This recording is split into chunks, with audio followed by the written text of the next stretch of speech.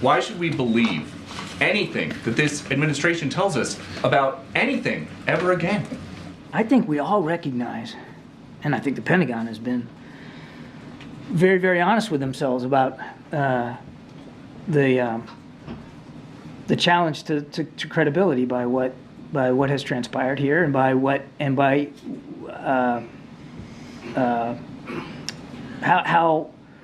how hard it was for them to be fully transparent with the American people. I think we all recognize that. And wait, now just give me a second now. I know you got another one coming here, but we all recognize that this didn't unfold the way it should have on so many levels. Not just the notification process up the chain of command, but the transparency issues. We all recognize that, and I think we all want to make sure we learn from that. It's up to you and your colleagues, and it's up to the American people to determine, how much they're going to ascribe what happened here to our credibility on every single issue. But in every way, Secretary Austin has been an exceptional defense secretary, and he still has the full faith and confidence of the commander-in-chief. He has led the department at an incredibly dangerous time for our national security interests and those of our allies and partners. But if the administration is going to go to such great lengths to keep secrets about the defense secretary's health, how can anybody be certain that the administration would not go to the same lengths to keep secret problems with President Biden's health in the future?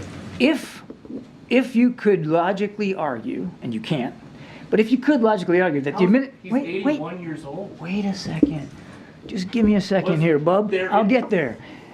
If the administration made some sort of Machiavellian effort across the board to keep this from getting public, then I think your question has merit and certainly is a fair one. I don't think it's a fair one because that's not what happened here, Peter. What happened here is the Secretary of Defense, for whatever reason, I can't answer the question why.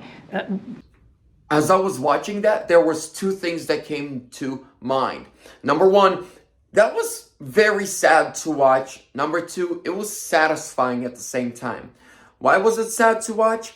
Because the country that I love, the country that I immigrated to as a child, as a war refugee, that took me in. Now I'm a proud citizen. I love this country, and I would go to the end for this country.